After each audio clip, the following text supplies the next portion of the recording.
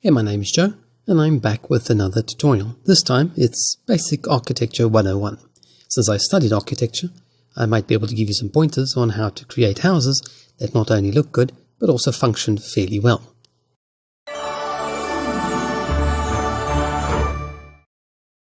This is just a basic introduction into how to design houses. Now, this is not the letter I. This is actually the start of a new house. Most people, they simply grab the build tool and put down a square room and then take it from there. However, I'd like you to instead think of a building plan as a tree. You have a trunk, which is what this long room represents, and then you have the rooms that sprout off it that have different functions. But you generally have a central core.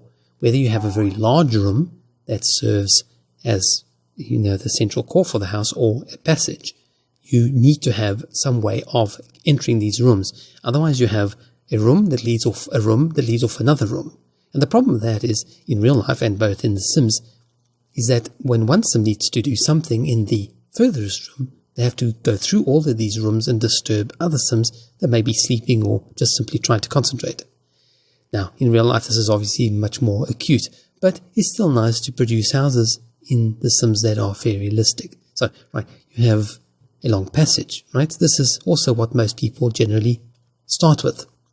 So I've taken the liberty of recreating a whole lot of different rooms, so you don't sit and wait for me to literally do everything by hand. So we've got a dining room on the left, and the kitchen, and then a bedroom on the right with an entrance.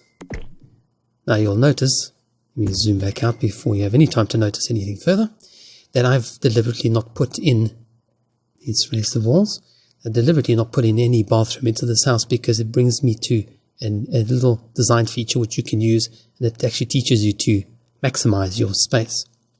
Now with this basic layout is you've got a central core that leads off to the various rooms. Often your kitchen and your dining room are connected, so I've got just an archway going through, but generally you don't want to be able to, you don't want to have to go through the dining room to the kitchen. You want to be able to go straight through to the kitchen without having to go through the dining room. So even if you put an archway through to feed the two, you do want, or an archway or a door, you want to have separate doors for both rooms, unless of course it's open plan.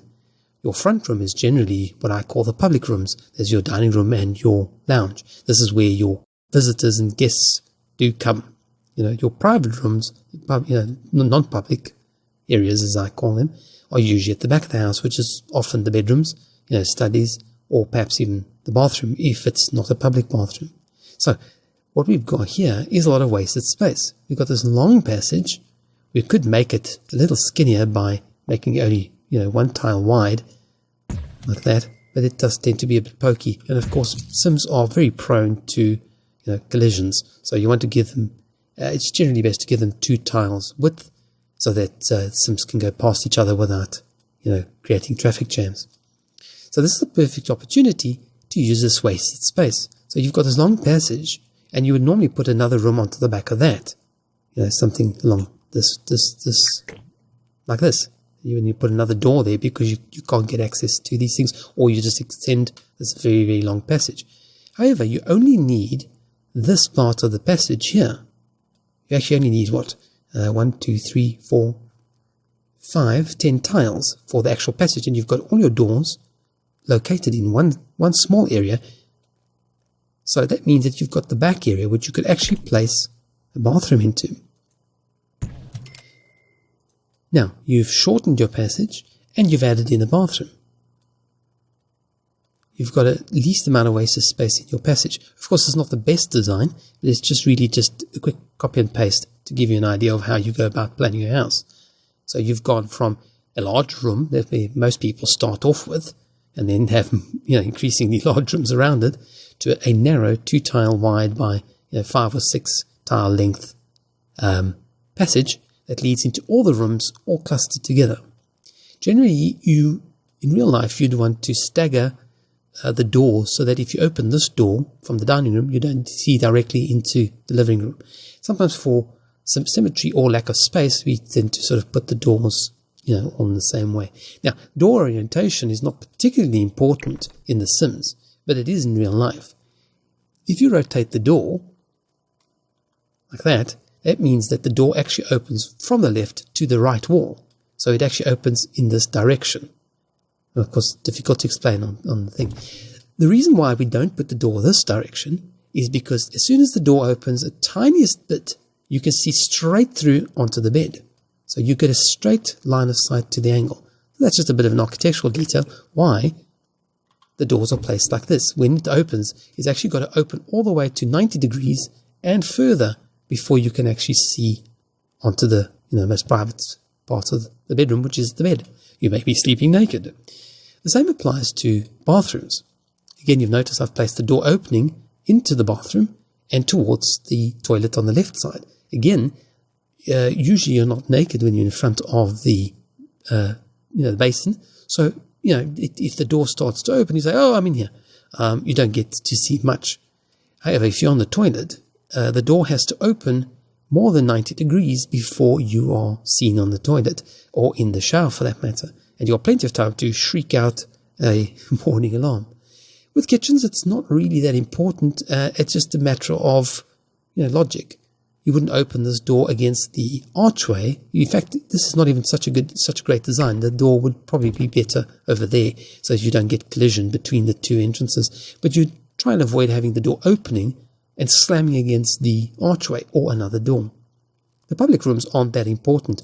However, if you look at it logically in the living room, you'd open this door towards the corner so that it doesn't sit in the middle of the room. If you open the door, if it's a hot day, for example, you open the door, you could literally open it up either against that wall if that plant wasn't there, or just propped up against there. It wouldn't block the actual room. So this is why this door opens towards the plant. So that's just a quick look at doors and basic planning. And that's your basic layout. Now, of course, we're not restricted to simply straight lines. I know a lot of people tend to avoid diagonals, and this is probably enough to make them shriek with terror. However, this is really not that different from what I have in this first example. Let's just scroll back there. It's just a slightly different orientation, and the reason why I'm doing it is, first of all, it's a lot more interesting, and instead of having one long passage, I've actually got a shortish passage of only 6 tiles, plus a larger area which could be used for some decoration, perhaps a small table in the center, and then that's the arterial route to all the rooms.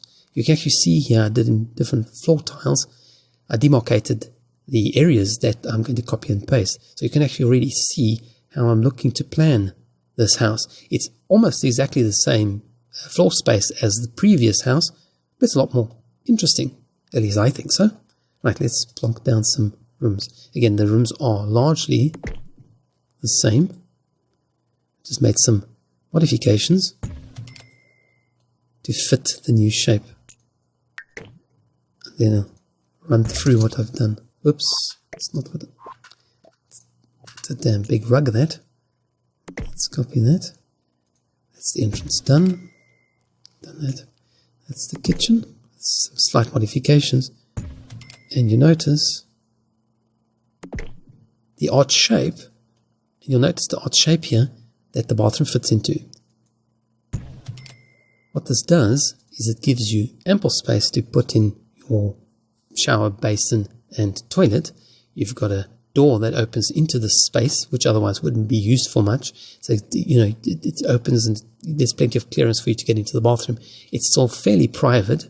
You could swing the door the other way, but in this case, it just really would be a very bad idea. You'd literally be opening the door towards the toilet and then having to squeeze past the door here. So in this case, the privacy just doesn't work.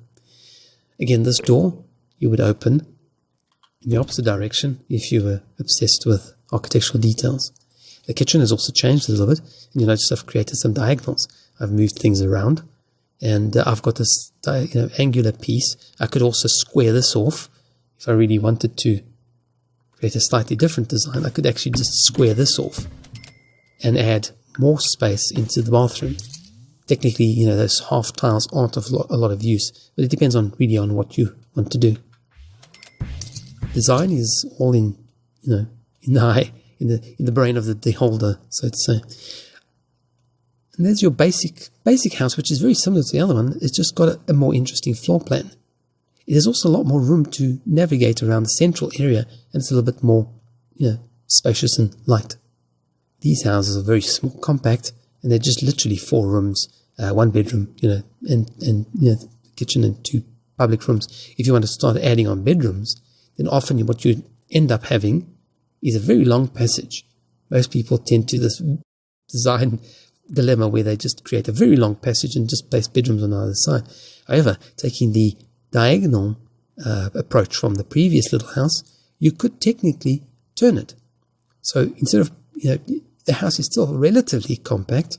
Do not look at the exterior design of it, because it's pretty dull. There's nothing exciting about this house. Really nothing, but it's about planning and not so much about the look of it. We'll get into another one for the beauty aspects of how the house looks on the exterior. So what we've got is the same public areas, pretty much the same thing, and archway through to the kitchen from the dining room. We have the same lounge. We have the first bedroom, which is pretty similar. But now look, I've subdivided the passage. So I've actually got a sort of a semi-private entrance foyer for the house. Instead of just having one hell of a long passage, I've created a bit of privacy. I've used different floor tiles on these things to give you a better look. So I've got all the main public areas leading off this little foyer. You could put a door here or an archway or anything. It's just really a visual separation from your public areas to your private areas. Moving along, we've got 4 bedrooms. We've got 3 double bedrooms and a single bedroom here with a little computer, probably a child's room.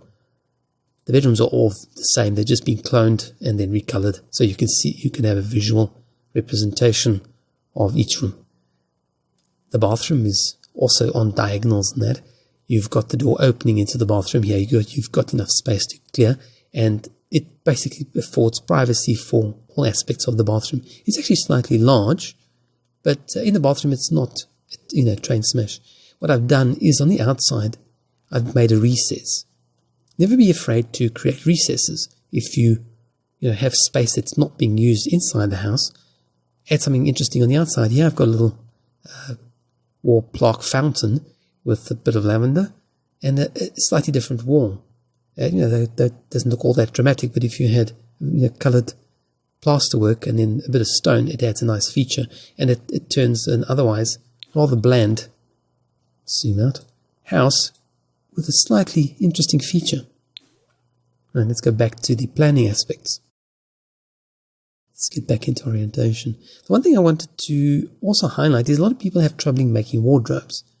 Now, in real life, when we design, at least those of us that try and design with logic in mind, we try to not have as many nooks and crannies in bedrooms and in any room really as possible, because they're useless. You can't put furniture in there. It just becomes a dust trap. You end up throwing all sorts of rubbish in there.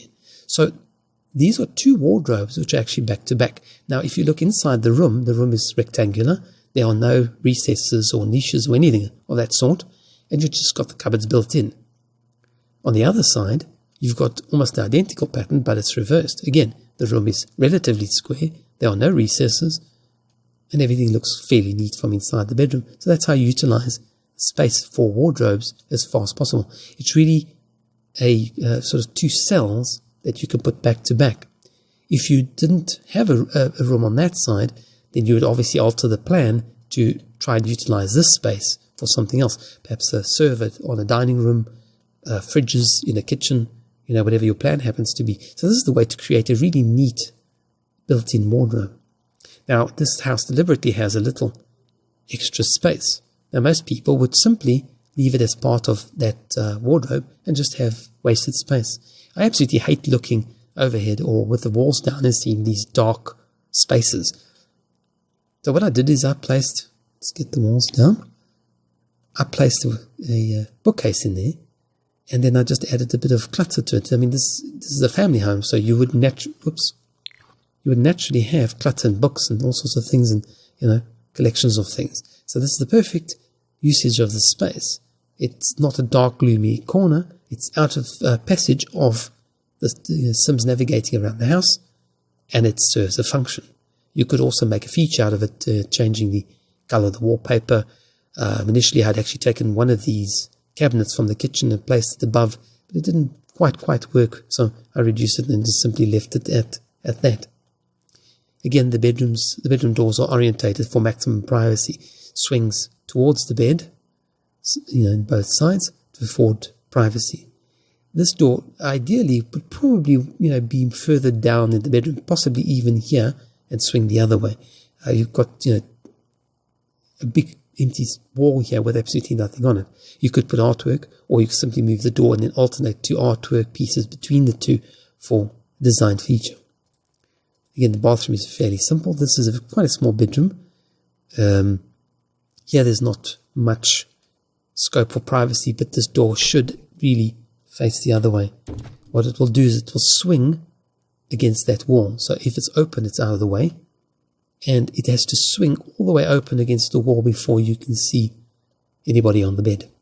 Similar with this. This house is this room, is another example of how to do a walk-in wardrobe. Instead of just having it dangling outside or having a recess inside, why not take it outside? It overlaps the kitchen, but from the exterior of the house, there's no appearance of being a wardrobe in there. It's all quite neat. It looks great from the inside. It's squared off, and from the kitchen, there's no blocking. Again, the kitchens all the kitchens are fairly the same. I just sort of altered them a little bit to fit the plan. Again, I've got an archway. I'm not a big fan of archways into the dining room. I prefer to have a solid door there, or then just leave it open. But archways just to me just seem rather silly. All the cooking smells come through. It turns everything, over the years, it turns everything greasy in the dining room, and you rather don't want that. But it's just for effect. Again, they've got separate doors. So if you were in one of the bedrooms and you run off to the kitchen for a snack, you don't have to run all the way to the front of the house, through the dining room, and into the kitchen. These are rooms you generally want to have doors as easily accessible as possible. Right, that's pretty much it for this house. I created a little porch to give it a little bit of an interest. I created a little porch, which is relatively easy to do, and it breaks up big expanses of roofs. The outcrop of this room here is also just hipped into the original. It's just a separate piece with a hip and then a gable.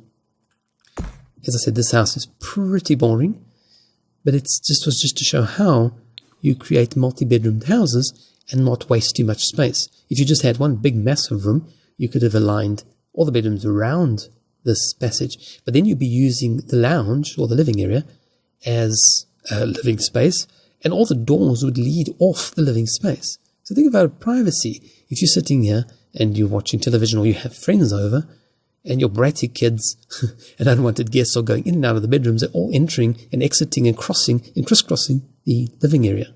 This way you actually have a passage that's dedicated purely to, some study here, but generally just as a passage through to all the bedrooms. I actually narrowed the passage down here to give a bit more space to this bedroom, purely because not many people are going down this area. It's just the occupants of these two rooms, whereas this section of the house, every single person is traveling down here. Right, that's the multi-bedroom house. Now let's look at something a little bit more interesting. I did a little modern sort of country cottage, beach cottage look with this, and I'll walk you through what I've done and how I created the different effects and the trims above and below, and how I came up with this look. First, let's look at the plans. I copied the upstairs and the downstairs onto the same level, so you can actually see them side by side. Actually, just hide this more, so there's more space. So this is downstairs. This is the little entrance lobby, which serves as a passage and staircase, and takes you upstairs. This is the upstairs, and there's a very, very tiny landing, which you don't need anything more because you really don't have traffic going on here. You have two bedrooms and the bathroom upstairs, and that's it.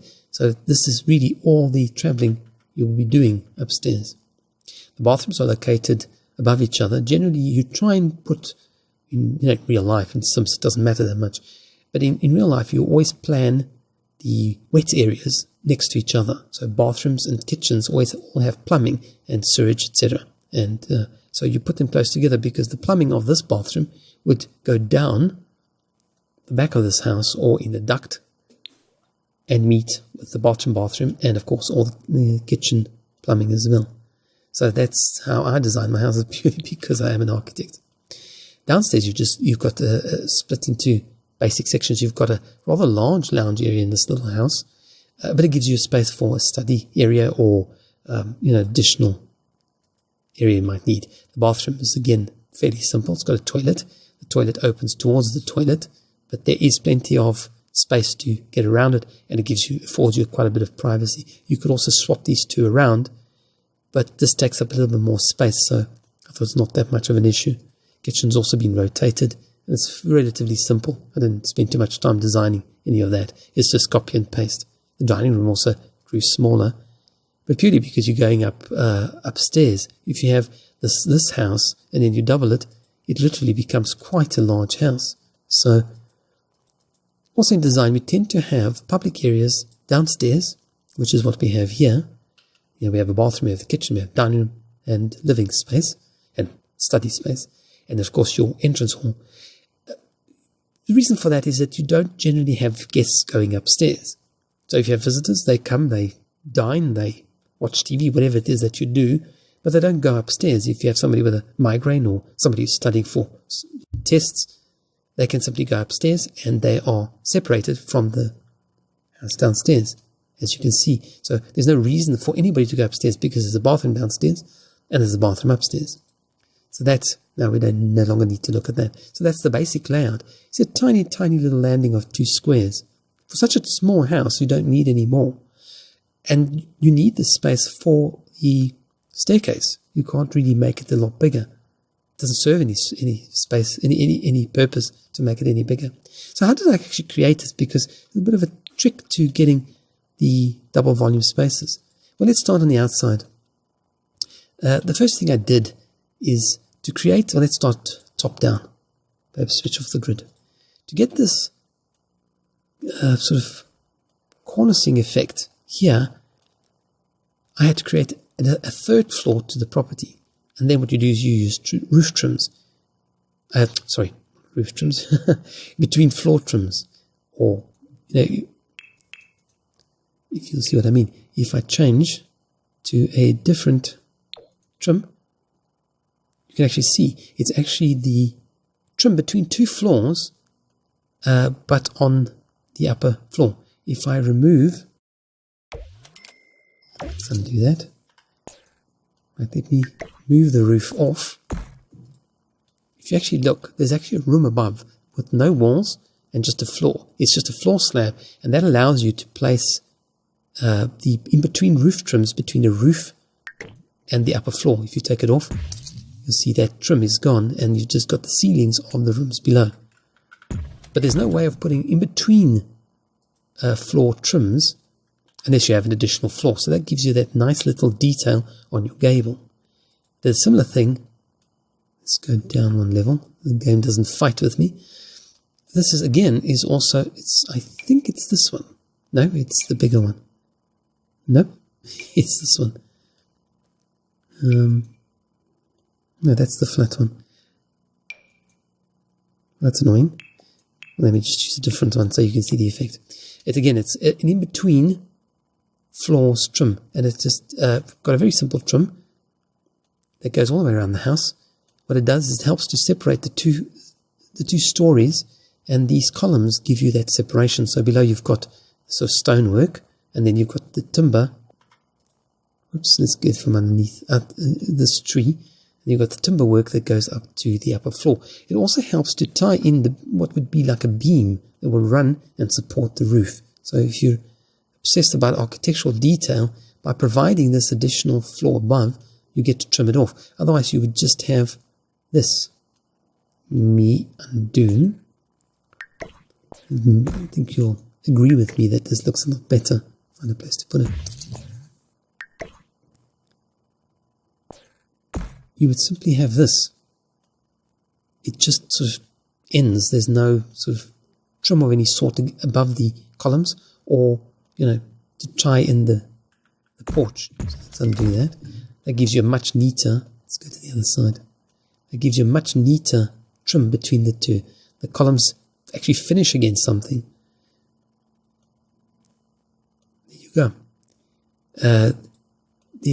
I've used the spandrels between the columns to give you an additional trim. If you remove that, you see it also has a sort of an unfinished look. By putting in the spandrels, you get a bit like this, trim like that. This is just a little roof that covers the porch and then goes into the house, and then it's cut away. Now let's go down. The way to get, many people struggle with creating, if you look at this is actually a room. It's a room with walls, missing a wall there, and no floor. But a lot of people battle when they do this. If you try and create this open floor plan, all sorts of bizarre things happen. If you have roofs that jut into the house, you see, they often will tend to come into the house, and all sorts of bizarre things. By having a separate room, sometimes you can create a double volume effect by joining the room, making sure the room is solid, and then you remove this floor. If you had the floor on this one, you'd see it would go along the side, and this is what a lot of people get stuck on. They get this floor that they can't get rid of. So if you turn this into an actual recognizable room, you can remove the floor. Of course, there's nothing we can do about the rendering of light in the game. The two walls don't tie in, but you have a double volume space with a little landing there, and that is also an additional room. That's a separate little room. You can actually remove that, put it somewhere else, and you'll see. Now you've got the walls of the other spaces. And that pretty much wraps up this little double-story house. Fencing around that balcony, which sort of intersects a little bit with the roof, but there's not an awful lot you can do about that. And then it's just a matter of literally picking your style and your colors and then going with it. I used a little sort of round window in the roof just for decoration. You can actually see into the attic, but of course there's no access to it. So I just used a tiny little window just purely to give you that sort of, Cape Cod we get these in the Natal Midlands. We have this sort of architecture with, a lot of metallic lacework and metal roofs. Anyway, this concludes my first tutorial on how to get a little bit more architectural with The Sims. Hope you found this useful. If you're a new visitor to the channel, consider subscribing and turning on notifications so that you'll receive notifications for more videos just like this one. Thanks so much for watching this video, and enjoy the rest of your day.